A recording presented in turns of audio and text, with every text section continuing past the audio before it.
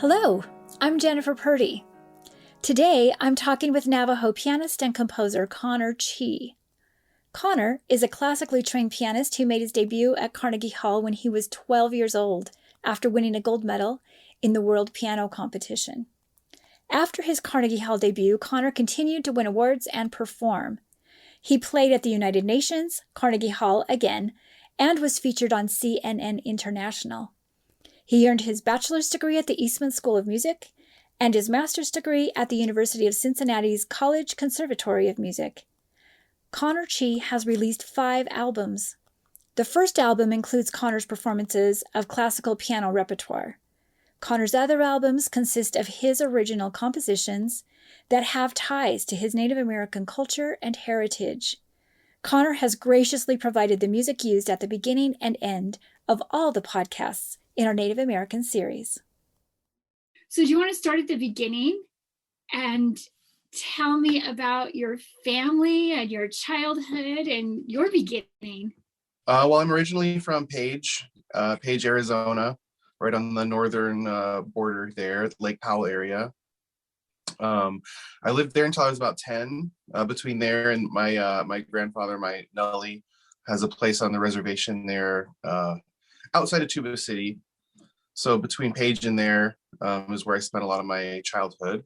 When I was 10, that's when I moved to Cincinnati with my family, and I started going to the performing arts school there. So I started doing music when I was in Page, and then when I was 10 is when I really started doing it, I guess, more full-time. So you went to this school for creative and performing arts. What was that like? It was a lot different than small town Page, Arizona. Bit of a culture shock for me when I was 10, but it was a great school. I met a lot of really great people. A lot of the other students that I met there have been lifelong friends, and not just that, but colleagues in the music industry and a lot of other creative endeavors. It was great to be able to meet all these other people who are doing so many interesting things today. And I had a lot of really amazing teachers, and I learned a lot. So I was super, super grateful to be able to go there. The curriculum, the teachers there were really great, but that also demanded a lot. So there was a lot that I had to do just to get through with my music and the things I was doing at that school. A lot of practice, a lot of stuff outside of school, a lot of staying after school late to practice or do lessons or rehearsals and things like that. But like I said, it was just invaluable, all of the things that I learned and the people I met. So I'm thinking of you going from starting in Page and then making it all the way to the World Piano Competition in Carnegie Hall when you were 12. How did you get from Page to Carnegie Hall? A lot of it was my parents, because they really fostered all of my interest in music. Because I started out in Page, but it was hard to find a piano teacher in Page to begin with. I think there were like 2. And when I was 6, when I started, a lot of the teachers in general, a lot of teachers don't want to start that young. And the teachers that were in Page thought I was too young. But I did have one teacher that took me on for a little while. Eventually, I was having to go to Flagstaff. So my parents were driving, 2 hours to Flag and 2 hours back every weekend. And like I said, my mom's originally from Cincinnati, so she knew about the performing arts school there. So when they saw that after I was taking piano for a few years, that I was really serious about it, that's when they decided that I would audition and see if I was accepted to the school. And then they moved so that I could get that education. And the teachers there, like I said, they were really dedicated. They went above and beyond what they, were expected to do. And so it was a lot of hard work on my part, but the opportunity to begin with was there because of my parents and my teachers. They were willing to go above and beyond to teach me what I had to do. So it's really like a group effort that went into it. So I'm super, super thankful for that, because that was an amazing opportunity. I can't imagine getting any of my students, no matter how interested and wonderful they were, to be able to make it into the School for Creative and Performing Arts in 4 years of piano lessons. I know a lot of that had to be your hard work. You must have had a teacher that really was able to push you towards that. Can you tell me more about what those first 4 years of piano lessons were like? Yeah, when I first started out, I started out being interested myself, which I think is different than sometimes having a student told to take piano lessons. So my mindset was a little different from the beginning, because I was just learning on my own, trying to play by ear. So when I heard I was going to get lessons, I was excited about it. Mhm. I definitely I've gone through a lot of different teachers and a lot of different teaching styles, and I did have some struggles in those first 4 years, with one teacher in particular that was really difficult for me to learn from. And I think the teachers I learned best from really were focused on empowering me and making me feel like I was capable of doing anything that I wanted on the piano, and didn't hold me back when I wanted to play something that was maybe too difficult or above my ability at the time. Rather than tell me no, when they saw I was serious about it, definitely were ready to take on that challenge with me. I remember I wanted to learn the Mozart Sonata in C, K545. I think I was 8 at that time. Like that's way too hard, but I listened to the recording, I'd heard it, and I wanted to play it. So when she initially said no, I asked them to get me the music anyway, and so I started learning like the very beginning of it. And one day my music fell out of my bag, and she saw that it was in there. And she's like, "Oh, so you're gonna just try and learn it anyway? Okay." So she's like, "Go ahead, show me what you can do." I played the opening. She's like, "All right, well, if you're really gonna practice it, let's do it." And that was a huge motivator for me, and it was fulfilling. It was music I wanted to play. Can you tell me more about your personal connections to Navajo culture and traditions? Yeah, that was really kind of my first musical influences, were my grandfather singing traditional chants. Even before I could talk, my family has videos somewhere of me dancing to my grandfather singing.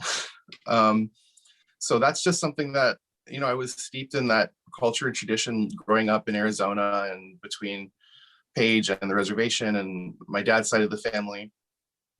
That was just something that I grew up with. I think it wasn't until I moved away that I realized how special it was that I had that opportunity to learn about the culture and the music and the art and the customs and tradition and language. So, eventually when I finished up my schooling, that's something I wanted to come back to in my music.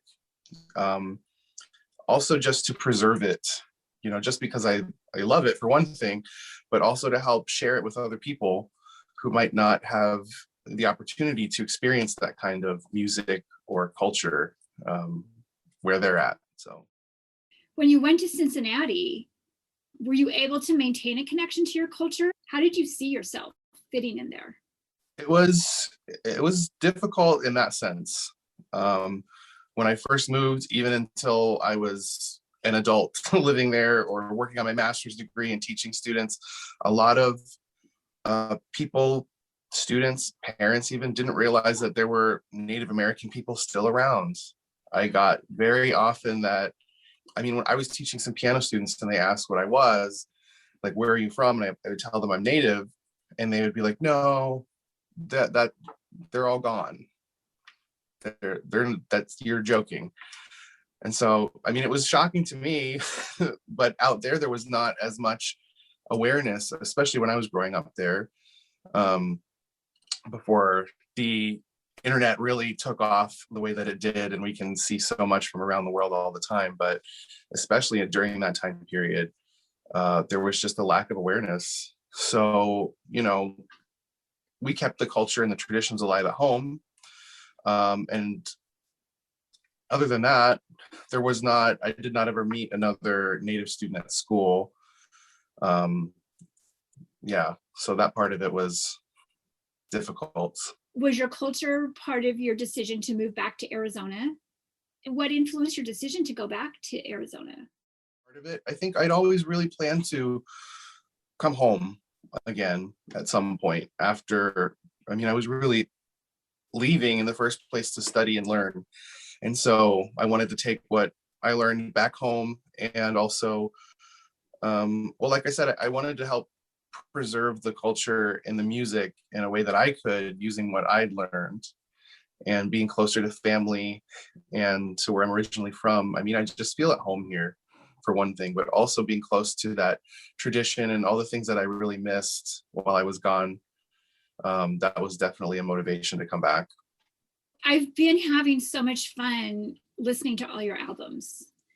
I think it was your first one that was performance of piano works by Chopin, Beethoven, Debussy. How did you choose which pieces and which composers to include in that first album?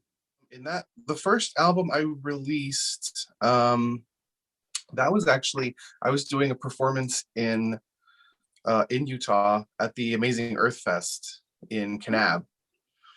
And I'd never recorded any CDs before, but all of the other performers were selling CDs, and they told me, it's a really good idea to have some recordings available for people after they listen to you.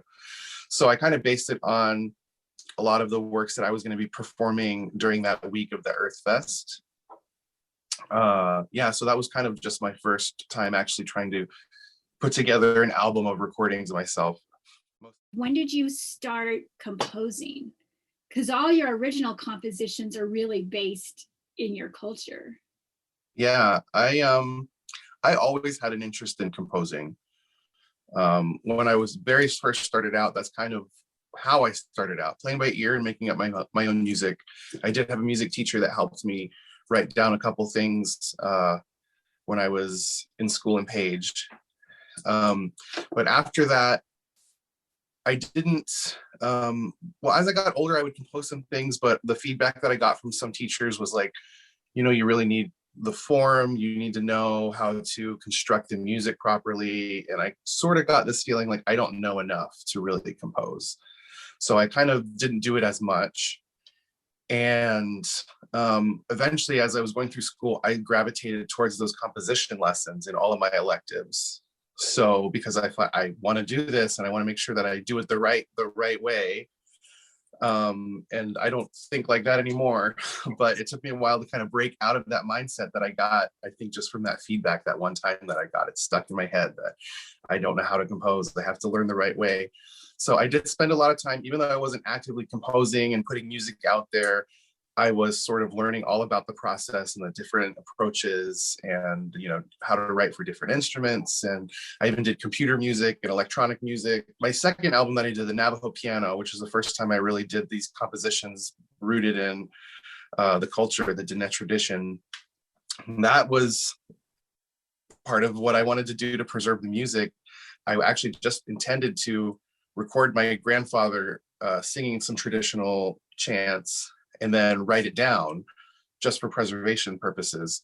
And that eventually turned into like a composition project because as I was trying to write things down, things didn't really fit in the manuscript and the sheet music that he was doing. And I felt it really wasn't a good reflection of it. And also who's going to be reading this sheet music and why. It's not necessarily going to be the most accessible thing for people if I'm really trying to share and preserve the culture. So that's when I sort of started taking elements of music that I heard in his singing and trying to combine it with the music that I knew on the piano and kind of make something a little different, something new that also was inspired by that. So that's the first time I did that, and it was well received. So I've been doing it since then. So it's your grandfather that we hear singing. The first album was mostly based on his singing. And then my album Emergence, he sang on a couple of tracks. And the album that was based on the creation stories. As Connor mentioned, his second album is titled The Navajo Piano. It won the Best Instrumental Recording at the 16th Annual Native American Music Awards. As he explained, this album consists entirely of his own original compositions based on Navajo chants, songs, and vocables, many of which he had first heard on the reservation with his grandfather. Connor recently re-released this album with the title The Navajo Piano Revisited. On the new version of this album, you can hear new recordings of the original 15 compositions. My favorite additions to the album are the recordings of the traditional songs on which his compositions were based. It is fascinating to hear the traditional Navajo song and then listen to Connor's interpretation of that song. let's take a moment to explore a couple of clips from that album. First, we'll listen to a traditional Navajo corn grinding song featuring Connor's father, Tex Chee.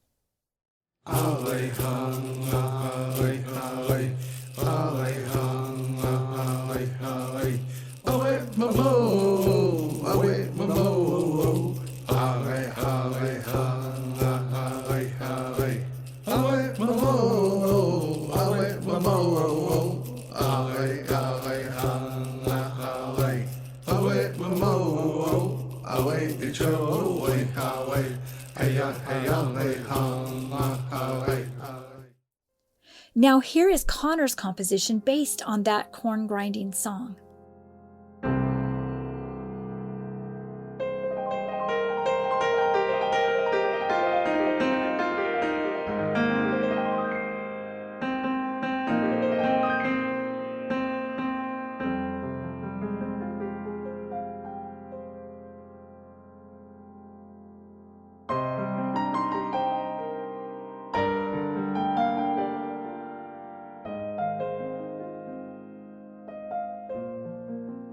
Connor's third album, Emergence, is based on the Navajo creation story and includes characters and scenes such as coyotes, air spirits, mountains, changing woman, and talking God. 3 years ago, the track Beginnings won the Best New Age Song at the annual Native American Music Awards.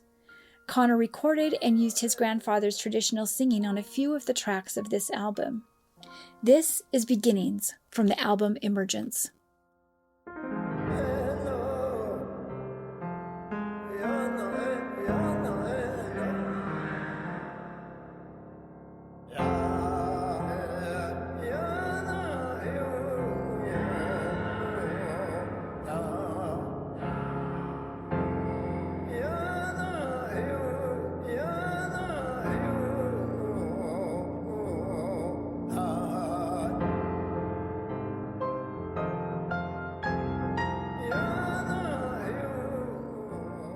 Connor released his fourth album, Scenes from the Diné Ta, in September 2020.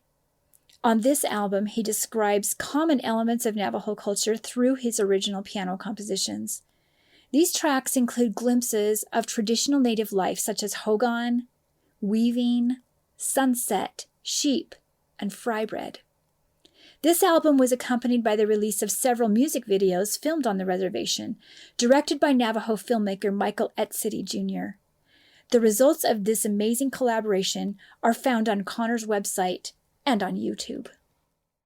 So I kind of found you through your YouTube videos. So tell me about the creation of this latest album and those videos. It was a really interesting project.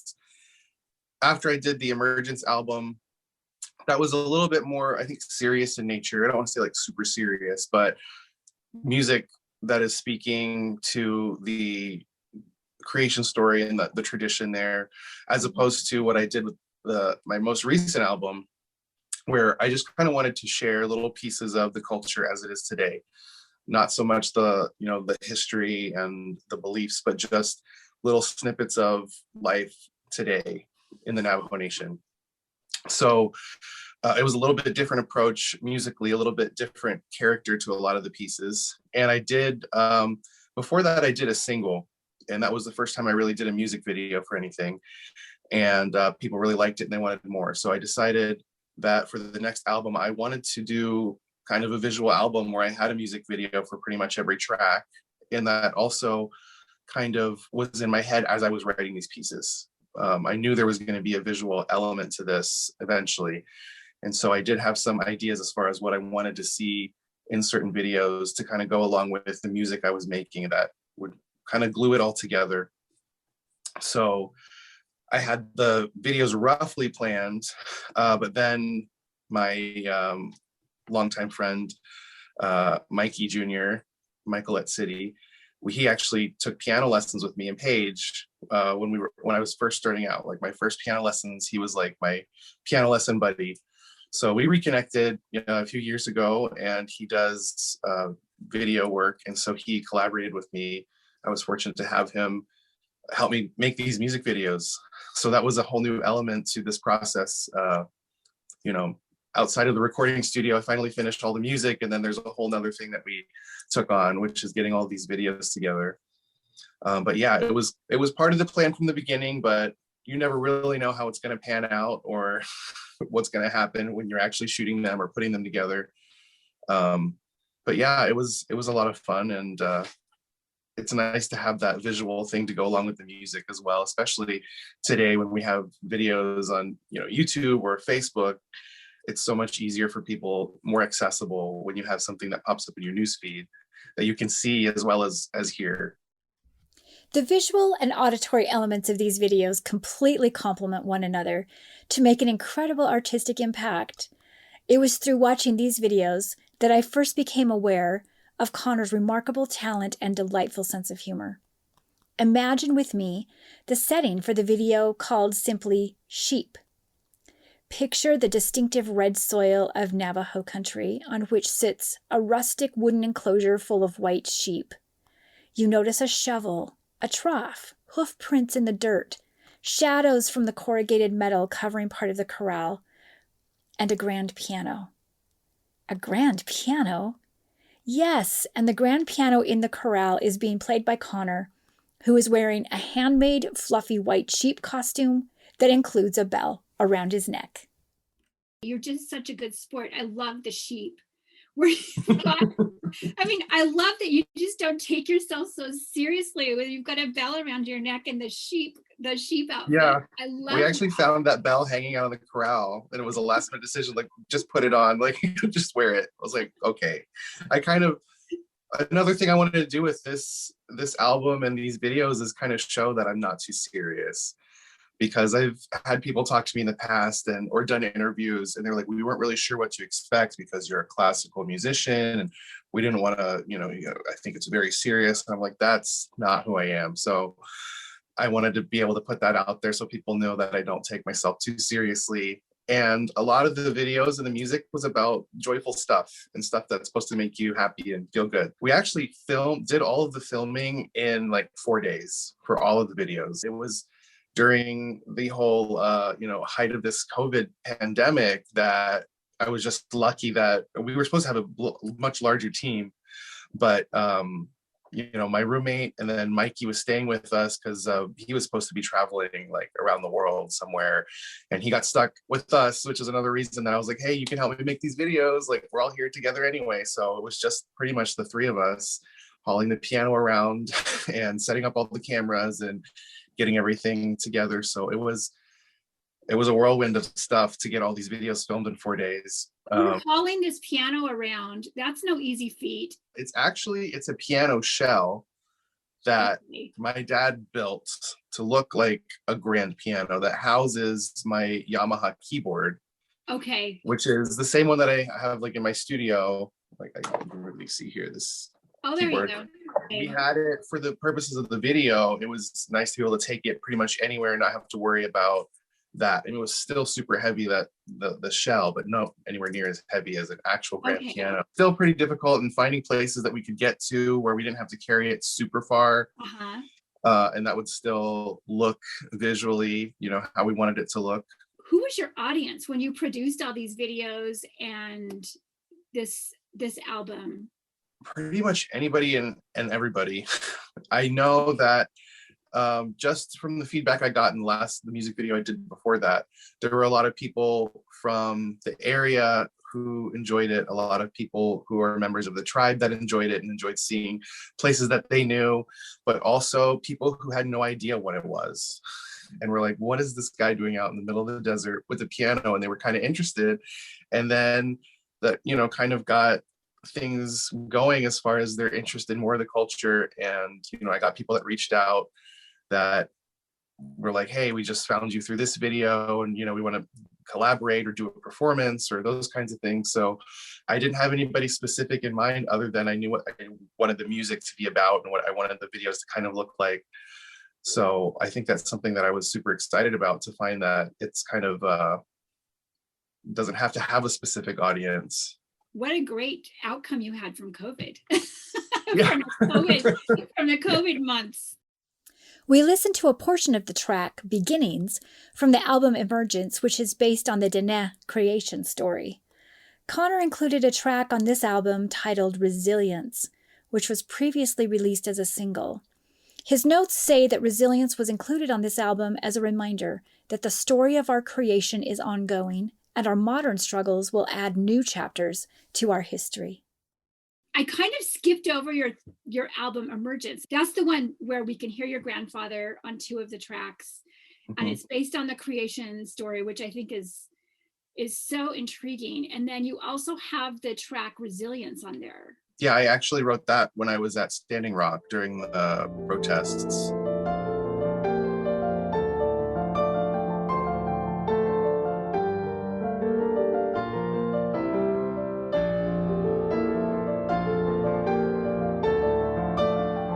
We made a trip from Page. I mean, I was in Phoenix and I met up with friends in Page. And we had a bunch of donations of supplies and things to take up. And that was that was the week of Thanksgiving that we stayed for a week. So I think a lot of the hotels in Page had made donations of, just blankets and things like that, and also supplies. So we went as a group up and stayed for about a week. And that was kind of right around the time that things got really scary and really kind of everything came to a head. And we weren't really expecting that at the time, because we'd been planning for a while to go. It's just like, when was everybody going to be free? So when we eventually went, it was just right around that time that everything got even more serious and scary. And it was extremely cold, but everybody was super grateful for the supplies. And there was an amazing energy at the camp. It was totally different than at any of the protests that were outside of the camp, like in the cities nearby. The camp was just a very reverent place. And when we first arrived, they had a bunch of rules and things. They had like their own security that checked everybody, made sure nobody's bringing anything that they shouldn't be bringing, and that they knew that this is supposed to be peaceful. And it really felt that way at the camp. They made sure that it was just kind of its own little community. They had people they had the arts people that had their own little camp that were making, the different shirts and doing the silk screen prints for people to wear. And they had teachers that were educating. They had, kids, I think, that were homeschooled that had come along, and they were staying there and they were having their normal school. And it was really interesting. And so that was the first time I'd written any music not in front of the piano, which was a different experience for me, because I'm used to being able to just play around and move the notes around and see what I like, how it sounds. And this was all kind of had to be done in my head. And so I kind of sketched everything out when I was there at the camp in my downtime, like sitting in the tent. And when I got back home, that's when I sort of pasted everything together and took all the ideas that I had written down into a piece. Literally notate on manuscript paper? Yeah, I had manuscript paper, and I wrote it on the manuscript paper. And just it was a lot of ideas. I had kind of an overall thing, but it had to be, when I got back home, sat at the piano and put it together, all the little pieces that I'd written down. That was a beautiful piece. I really enjoyed that one. And I really appreciate your story behind that. What projects are you currently working on? A bunch of different things. I'm right now, this week, I'm working on scoring a documentary film. So I'm writing a score for a film. I've got another one coming up, I think next month, that I'm going to be working on. I'm working on a couple of commissions, some pieces that I'm writing. I'm writing a piece for bassoon and marimba for someone at the Washington State University. Her and her husband, Jackie Wilson, she's the professor of bassoon there, and she's also Indigenous. She's recording an album with her husband of all music by Native composers. So I think, commissions a lot of works from Native composers, and then she records them and releases them. So I'm finishing that up. And also another big set of piano pieces for the professor of piano at Eastern Michigan University, Joel Shanehouse. He's going to be premiering about a half an hour set of piano pieces sometime later this year that I'm writing. That is going to be part of, I think, their faculty artist series. I'm grateful for, because, you know, the whole COVID pandemic thing has really changed everybody's lives. And instead of performing, I'm so grateful to have these opportunities to do music still in ways that I usually don't, because I'm usually just either performing or teaching lessons, and that's been mostly impossible for the past year. What's it like scoring for a documentary? I have always been interested in film music. That's another influence I've always had. I've always paid attention to the music in every movie I watch. And so I'm always going on YouTube myself, like constantly. I always have to look up either master classes or learn something new or interviews of people. And I've watched tons of interviews with these film composers and their process. And it seems like everybody's process is a little different. And this is the first time I'm actually doing it, I guess, professionally, not just doing it like for a friend or on my own project. So yeah, I think everybody's process is different. This one, they sent me the final version and they had just some like temp music in there from the spots that they wanted music for sure, and to kind of give an idea of the vibe that they're looking for in the music. But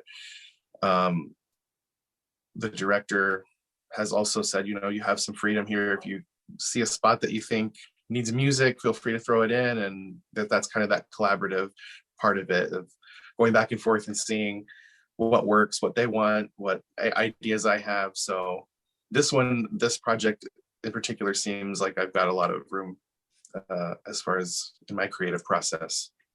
What do you think some of the most difficult issues are facing Native people right now? There are many issues, but I think looking back at my own personal experiences, education is a big problem. Just access to different types of education. You know, there is schooling, but it's hard. It was hard for my parents to find a piano teacher for me when I was even in Page, you know, not even on, you know, it's a border town, not actually on the reservation. And a lot of kids came from the reservation to Page schools. But even then it was so hard to find music education. And I know that students now are still struggling on the reservation with access to internet and computers, especially during this pandemic. And those kinds of things, that's why I am so grateful I had the opportunities I did, that my parents were willing to and able to get me the education that I needed. So that's something that's always at the forefront of my mind, is the opportunities to be there in the first place, you know, for people and students and the youth to take advantage of.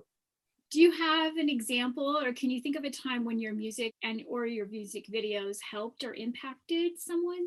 A friend of mine in New Mexico, she's another Diné pianist, and she's played my music. Her name's Renata Yazi.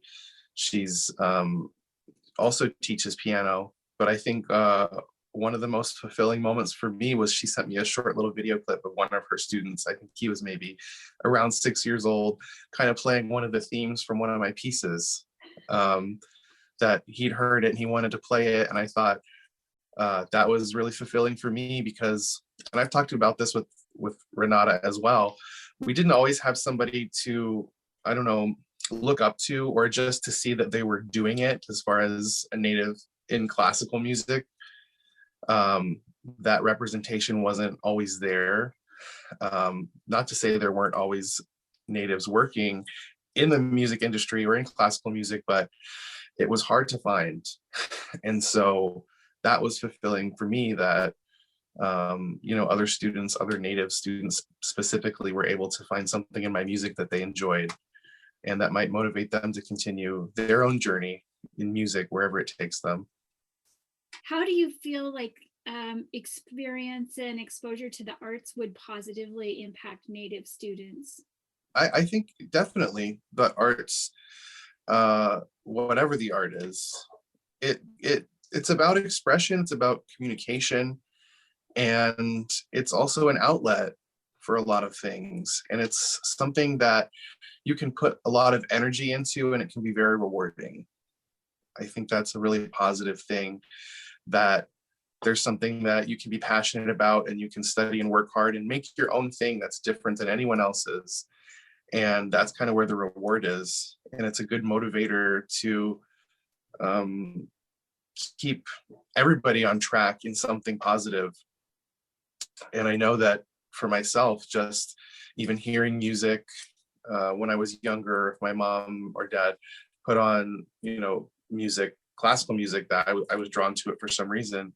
But that was my same kind of experience, is that I liked it and it motivated me to do something and to really focus my energy into something positive and create something new eventually, something I didn't expect to do. That's kind of another thing about music. I never know what's going to happen next. I don't know where it's going to take me. I don't know what I'm going to be doing. Or you would ask me 10 years ago if I was going to be releasing music and albums and writing and composing, I would have not expected that. That's something that just kind of came about in this journey that I'm on. So it's exciting and it's always fresh. And yeah, there's a lot of amazing things about music and art in general. What do you hope your audiences get when they listen to your music? When I'm writing my music, I look for the inspiration in the music I'm doing, in the culture. And the audience is always kind of on my mind, because music is, to me, a lot about communication and expression. So I definitely keep that in mind when I'm putting these pieces together. The audience, I think now, just the nature of everything is definitely more on my mind after the music has been totally written and finished, as far as how I'm going to get this to my audience, which is why the videos are kind of a new thing, a new path that I've added recently for my music, as far as reaching out to audience members in a different way. Because usually, like I said before, it was performing or just having people listen to the recordings, but now having that visual aspect and social media and all sorts of different interesting ways to connect with the audience. So yeah, that's something that I'm always thinking about when I'm writing my music, but especially after I've written it too, because that's like the rewarding part, is connecting with people through my music. Is there anything else you want people to know about you or your work? I think just knowing that, I think especially for young people, knowing that what I wanted to know when I was younger is that you can do something in the arts or music as a profession. And it doesn't matter who you are, where you come from, because that's something I met a lot when I was younger, is thinking that somebody who's, from middle of nowhere, Arizona, is not going to be able to compete with all of the crazy amount of dedicated geniuses in the world. And that, it always seems so exclusive. And I just wanted to know that there's real people out there doing it. Another thing about music is I like to think of it as just a profession that anybody can do. And it doesn't mean you have to be the most famous person with the most followers and all of these things that some people think about, but that it's just, you can do it as another job, as you could do anything. A lot of people expect to go to college and find a job. And I like to think of music among that. It doesn't have to be such a specialized path, and that you have to be somebody very special to be able to crack into that. I mean, it's difficult, but anything is difficult, So if you love it, then definitely I would encourage you to pursue it. Thank you, Connor. All right, thank you. It's been my pleasure. Thank you.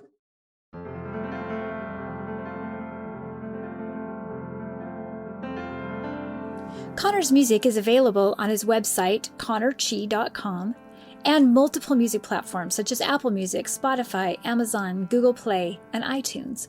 I'm very excited to announce that you can see Connor in person at BYU's 2022 Arts Express Conference, June 7th and 8th, where he will be one of our keynote presenters. Check the show notes for registration and for more details.